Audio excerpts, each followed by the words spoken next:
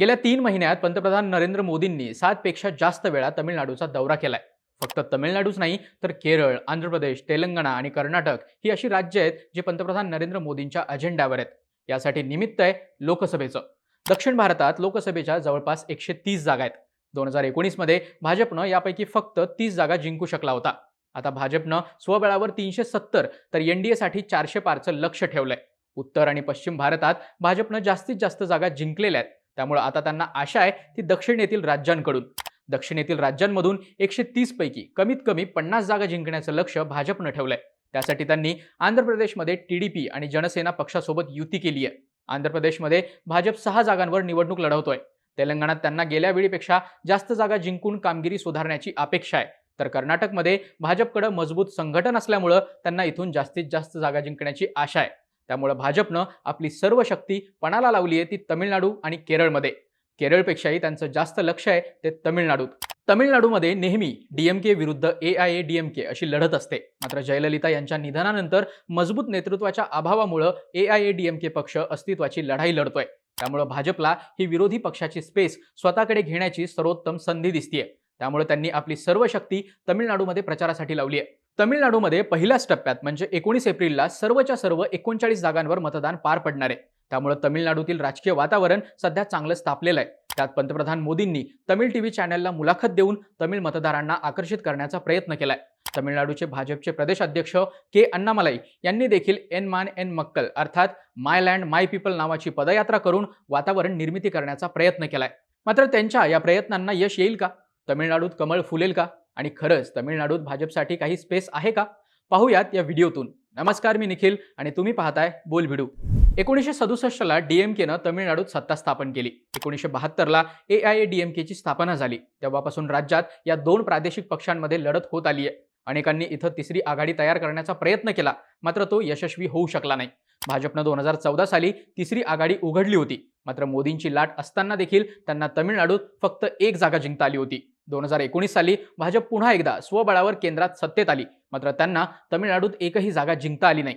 भाजपसोबत युती असलेल्या एआयएडीएमकेनं 1 जागा जिंकली, तर डीएमके काँग्रेस आघाडीनं उर्वरित 38 जागा जिंकल्या. मतांची टक्केवारी पाहिली तर डीएमकेला सर्वाधिक 33% मतं मिळाली होती, तर त्यांच्यासोबत आघाडीत असलेल्या काँग्रेसला 13% मतं मिळाली होती. एआयएडीएमकेला 19% मतं मिळाली होती, तर त्यांच्यासोबत युतीत असलेल्या भाजपला फक्त 4% मतं मिळाली होती. त्यानंतर 2021ला तमिळनाडू विधानसभा निवडणुका पार पडल्या. इथं देखील एनडीए आघाडीला पराभवाचा सामना करावा लागला. 234 सदस्यांच्या विधानसभेत एआयएडीएमकेला 66 जागा मिळाल्या, तर भाजपला 4. डीएमकेनं 133 जागा जिंकल्या, तर त्यांच्यासोबत आघाडीत असलेल्या काँग्रेसनं 18 जागा जिंकल्या होत्या. मतांची टक्केवारी बघायची झाली तर एआयएडीएमकेनं 33.5% मतं घेतली होती, तर डीएमकेनं 38%. भाजपला फक्त 2.6% मतं मिळाली होती, तर काँग्रेसला 4.3%. यावरून तुम्हाला असं लक्षात आलं असेल की तमिळनाडूत डीएमके आणि एआयडीएमके याच 2 प्रादेशिक पक्षांमध्ये प्रमुख लढत असते. भाजप आणि काँग्रेस दोन्ही राष्ट्रीय पक्ष इथं प्रादेशिक पक्षांच्या आधारेच जिवंत आहेत. मात्र यावेळी परिस्थिती पूर्णपणे बदलली आहे. भाजप एआयएडीएमके किंवा डीएमके या दोन्ही पक्षांपैकी कोणत्याही पक्षासोबत युतीमध्ये नाहीये. भाजपनं तिसरी आघाडी उघडली आहे. एका बाजूला डीएमके आहे, त्यांच्यासोबत काँग्रेस, लेफ्ट, गुरुदिलाई चित्रिकल काच्ची, एमडीएमके वाईको आणि इंडियन युनियन मुस्लिम लीग हे इंडिया आघाडीतील पक्ष आहेत. एआयएडीएमके पक्षानं देखील तमिळ सुपरस्टार विजयकांत यांच्या डीएमडीके आणि एसडीपीआय पुथिया तमिलागम या पक्षासोबत युती केली आहे. विजयकांत यांच्या निधनानंतर त्यांच्या पत्नी प्रेमलता हा पक्ष चालवतायत. तर तिसरी आघाडी आहे भाजपची. भाजपनं पट्टाली मक्कल काची अर्थात पीएमके आणि अम्मा मक्कल मुनेत्र करगम अर्थात एएमएमके पक्षासोबत युती केली आहे. मात्र ही तिसरी आघाडी खरंच लढत देऊ शकेल का? तमिळनाडू संदर्भात विविध ओपिनियन पोलचे अंदाज पाहिले तर अनेकांनी इंडिया आघाडीला 32 ते 39 जागा दिल्यात, तर भाजपला 0 जागा दिल्यात. काही ओपिनियन पोलनी 0 ते 5 जागा देखील दिलेल्या आहेत. एमओटीएन पोलनं तमिळनाडूत भाजप आघाडीला 15% मतांसह 0 जागा दिल्यात. इंडिया टीव्ही सीएनएक्स ओपिनियन पोलनं भाजपला 5 जागा दिल्यात. एबीपी सी वोटर पोलनं भाजप आघाडीला 11% मतांसह 0 जागा दिल्यात. नेटवर्क 18 मेगा ओपिनियन पोलनं भाजप आघाडीला 13% मतांसह 5 जागा दिल्यात. यावरून असं लक्षात येतं की भाजप 2019 साली असलेल्या फक्त 4% मतांवरून 10 ते 15% मजल मारतोय. मात्र त्यांचं जागांमध्ये रूपांतर होईल का हे पाहणं देखील महत्त्वाचं असणार आहे. मग विविध ओपिनियन पोल भाजपला पूरक वातावरण नसल्याचं सांगत असताना देखील भाजप तमिळनाडूत एवढ्या आक्रमकपणे प्रचार का करतोय? तर यासाठी प्रमुख कारण सांगितलं जाते ते म्हणजे अँटी डीएमके वोट. तमिळनाडूतील 2014 आणि 2019 ची लोकसभा आणि 2016 आणि 2021 ची विधानसभा निवडणुकीचे निकाल पाहिले तर असं लक्षात येतं की द्रमुक पक्षांना मिळून म्हणजे यामध्ये द्रमुक आणि अण्णा द्रमुक असे दोन्ही पक्ष येतात, यांना सरासरी 65 ते 70% मतदान आहे. याचाच अर्थ डीएमके विचारधारा आवडत नाही असे तमिळनाडूत साधारणतः 30 ते 35% मतदार आहेत आणि भाजप याच मतदारांना आपल्याकडे आकर्षित करण्याचा प्रयत्न करतोय. भाजप, डीएमके आणि एआयडीएमके पक्षांना पारंपरिकपणे मतदान करत असलेल्या मतदारांना देखील आकर्षित करण्याचा प्रयत्न करतोय. त्यासाठी भाजप नेते दोन्ही पक्षांवर आक्रमकपणे भ्रष्टाचाराचे आरोप करतायत.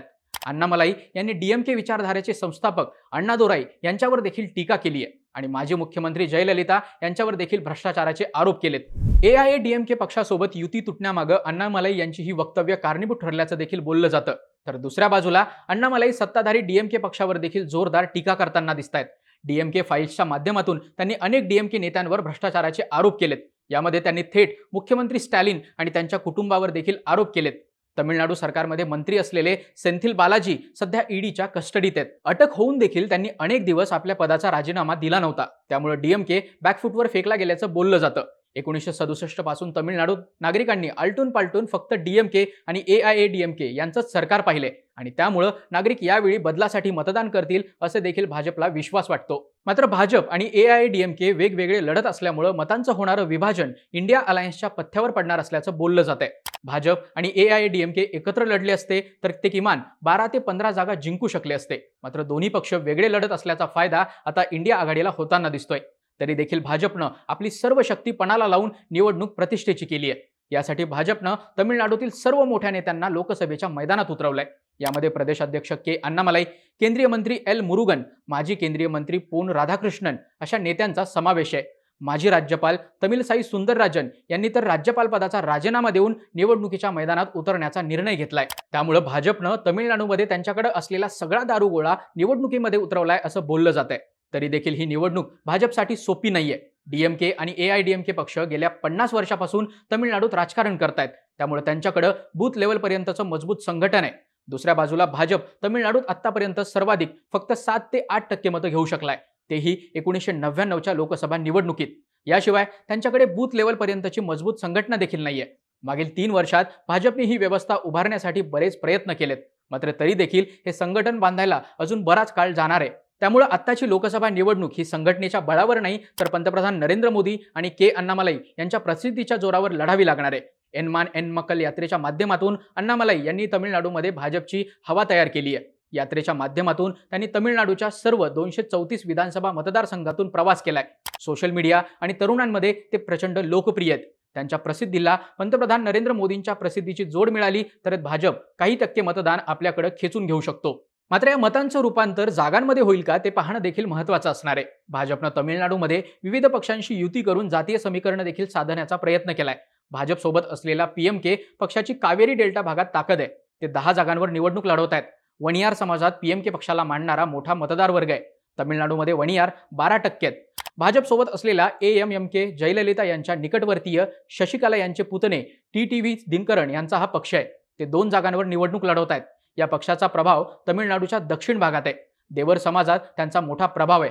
त्यामुळे भाजपनं एक रेनबो अलायन्स तयार केल्याचं बोललं जात आहे, ज्यामध्ये सर्वच घटकांना स्थान देण्यात आल्याचं बोललं जात आहे.